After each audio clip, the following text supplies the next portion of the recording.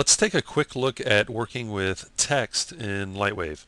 If we come over to the Create tab, we can choose the Text tool, and we can pick whatever window we want to work in. I'm just going to click the back view, and we are presented with this little handle here, and we can start typing right away. So I'm just going to go ahead and type out, let's do LightWave. I know how to spell that one.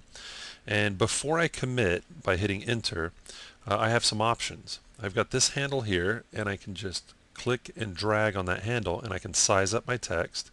I've got a handle right here that allows me to change the kerning or the spacing between the letters, and I can also just click and move it around here. Okay. Now, I'm not limited to these options. I can also go to the numeric panel. Now, normally we would just hit N for numeric, which is the shortcut key. But because we're working with the text tool, if we hit N, now it says LightWave in because we typed in. So what you'll want to do is before you click on the text tool, have the numeric panel open, or you'll just come right down here where it says numeric and open it up here. So what I can do is with the numeric panel open, I can change what I'm typing. If I want, I can type right into here. Let's type metal. We'll just use the word metal. And then for font, I can change the font to any system font. I can also go over to Manage Fonts and load in new fonts if I'd like. Okay, I can decide if I want to align to the left, center, or right. So it's kind of like left justified, right justified, or centered. Okay, you can choose which axis you want to create the text on, X, Y. So now we're seeing it in the top view, bird's eye view, or Z, which is where we started.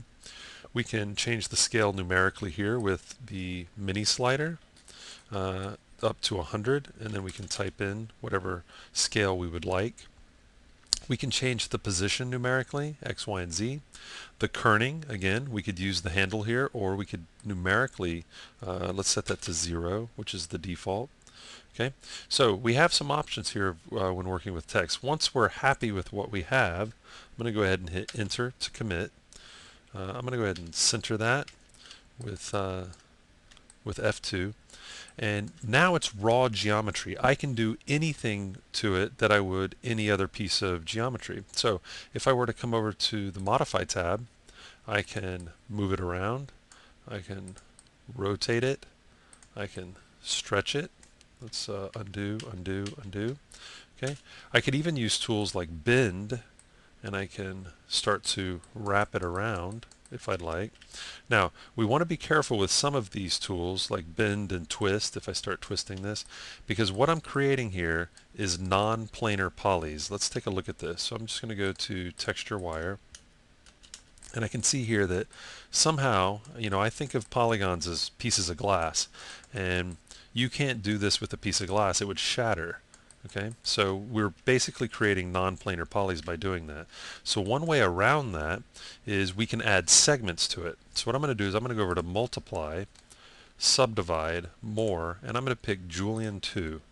And I want some segments running through the Y, and let's do 12 segments.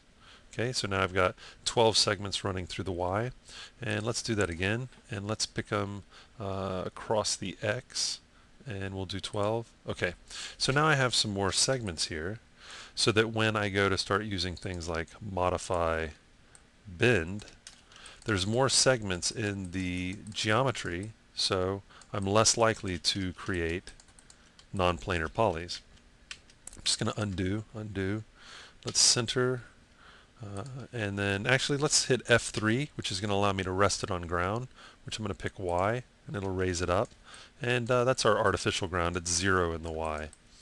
Let's go ahead and give this some thickness. So if I come over to Multiply, Extrude, I'm just going to give it some thickness here. Okay, and so the other thing I could do is just add a little bevel. So I'm going to select these front faces. Let's get in real close so we can take a look. And let's go to B for bevel, or just click right here, bevel, and I can interactively do it, or I can hit N for numeric and change these values here. But now I've got a nice little bevel in there to catch light, which is key to making really nice looking 3D text. Okay, So now that I have that, I could call this a day and say, okay, there's my text, but I want to dress this up a little bit. And like I said, it's raw geometry, so we can do any kind of modification we want to it. So what I'm going to do is come over to modify. And one of my favorite modify tools that's often overlooked is transform spline guide. I'm just going to click and I get these little handles and I can just lift this up and really come up with some fun shapes quickly using that spline shape. If I just drop this off right here, okay, so now I've flattened out the bottom, but I got this nice little arch going on. Spline Guide's a really useful tool for working with text because we can interactively manipulate the geometry until we see exactly what we want. So I'm going to hold on to this and let's go into another layer and take a closer look at how we can manipulate that text. Text, click over here, let me just backspace and let's do let's type out fishy. We'll do fishy. Okay, enter. And I'm going to make this into the shape of a fish. So I'm going to hit F2, come over to modify, spline guide, click, and I accidentally hit that real fast, but I'm just going to size that down, this up, and you can start to see the shape of a little, say, like goldfish. But what if we already extruded? So Shift E, extrude, come over here, and let's go ahead and spline guide, and there we go. It's still going to work. Now, let's open up the numeric panel for spline guide, and we can see that the operation is set to stretch. If we set it to scale, it's going to work on two axes. So in this case, Z and Y. So we can actually start to see the shape there. Now, again, we might be creating non-planar polys, so we're going to want to be careful with that, or we're going to want to use Julian or another tool to dice up our geometry so that we get some segments to work with. I can also take and twist using spline guide. So as you can see, the letters are being twisted again. We're going to want to use some more segments in there. I can also bend, which is a very cool feature of spline guide for working with text. We can bend along that spline there. And one of the things that I like to do with the bend tool, the bend option of spline guide, let's take a look. I'm just going to grab the front faces here and cut them off, delete those, and paste. And actually, let's pick a longer word because it'll be cooler to see that in play. So I'm just going to type out LightWave, good long word there. And again, I know how to spell that one. Okay, so I'm going to go into another layer and drop the LightWave text into the background. Let's go and create a disk. I'm just going to create a quick little disk here, something like that. Hit K for kill polygons, delete those points, and let's just add all these points to our selection and hit Control P, which makes a spline. Okay, I'm going to drop that in the background. So now we've got the text in the foreground and the spline in the background.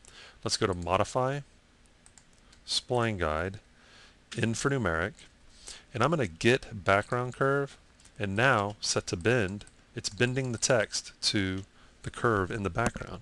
Now, one of the other things that I can do is if I don't create a curve, but I create a curve with, well, let's go ahead and do it. I'm going to undo, and let's get rid of that little curve there. And let's go over to Spline Guide and just start manipulating this. And say we really like this setup, what we might want to do is make curve, okay, so that when we commit, we get that curve that we can later use on another piece of text or another piece of geometry to get the exact same curve that we got here. Okay, so again, we can use all these modify tools and multiply tools and construct tools on the text once we create it because it's just raw geometry. So let's go ahead and I'm just going to delete some of the stuff we were playing with here and come back to this. And let's say this is our 3D text that we want to do something with. I'm going to go ahead and add just a quick little ground plane, just a flat plane with the box tool, and center that. And let's give it a surface name, and I'm just going to call this ground, and let's make it blue. Okay, and we don't really need smoothing on there, so I'll hit OK. And then let's call this, let's give it a surface name of text. And I really don't care about the color. I'll just pick yellow for now. I don't care about the color because we're going to go and dress it up. Now, I had turned smoothing on that surface, and it works out really great for these side pieces, but for the front, it's not all that hot. And though we can change it later when we're working with our surface, I'm going to go ahead and go to the surface editor, and I'm going to go to text, and let's type in 20 for our smooth threshold. Again, we can do it later, but it's nice to kind of see it look good in Modeler. So now I've got my text and I've got my floor. So I'm ready to send it over to layout so I can get a really nice surface on there and get a really nice render. So let me go ahead and save this off. So S for save, and let's call this Metal 001 and send it over to layout. Okay, we're in perspective view right now. We can see our camera right here. We've got a light in the scene right there, but let's go ahead. Most important view is camera view. I'm going to grab my camera and just move it into place. So now I'm the camera guy wanting to set up my shot here. And let's get a nice little 3D view there. Okay, I'm going to grab that floor and H for stretch, and I'm just going to stretch it so I want it to fill the whole scene. Okay, and then I want to take a look at what I can do to dress this up. The first thing I'm going to do is just do a render just to see kind of where we're at. So F9, and it's not looking all that hot. I think I can dress this up. The first thing I'm going to do is go to the Render Globals panel and turn on Shadows.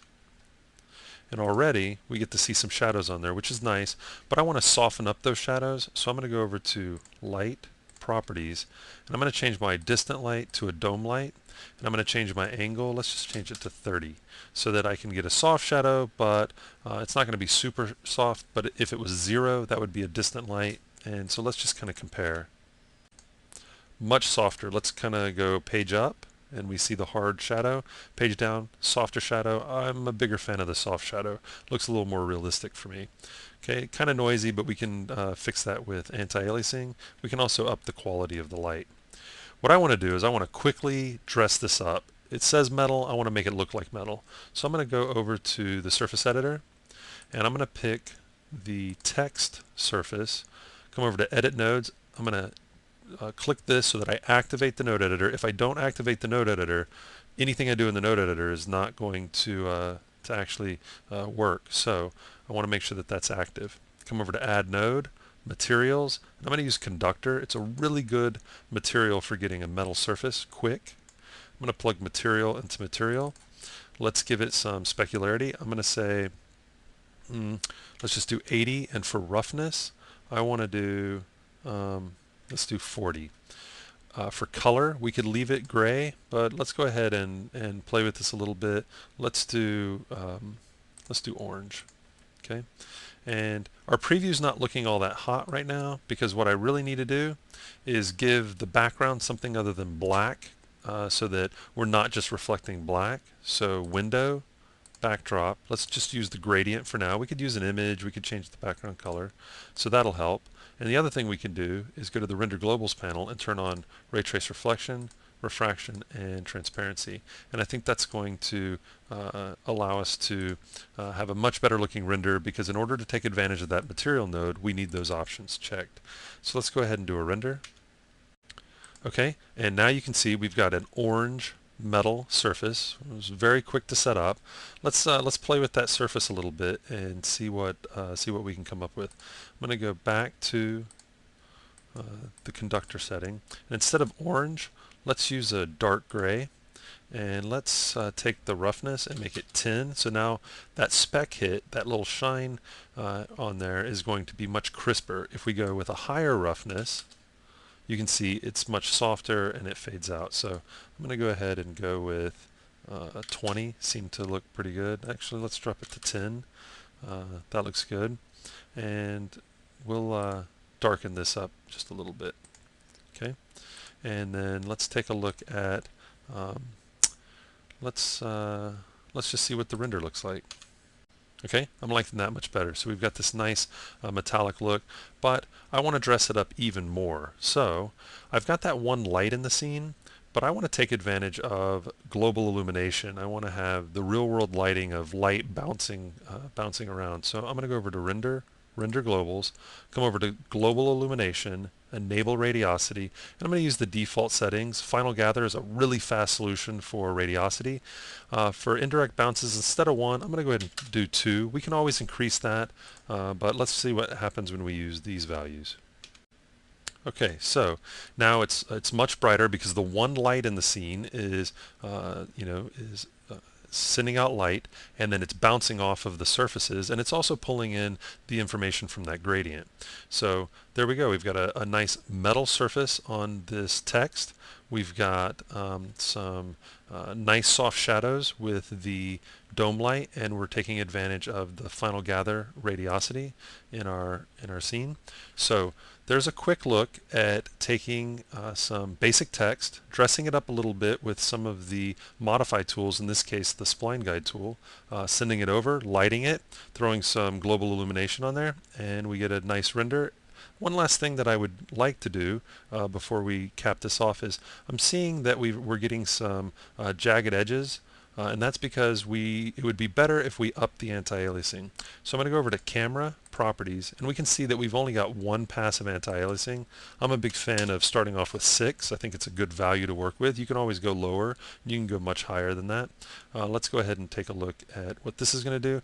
And while we're in here, why not? Let's go ahead and size this up. 800 by 600, and let's take a look at what this is going to look like when we render it. Okay, and there we go.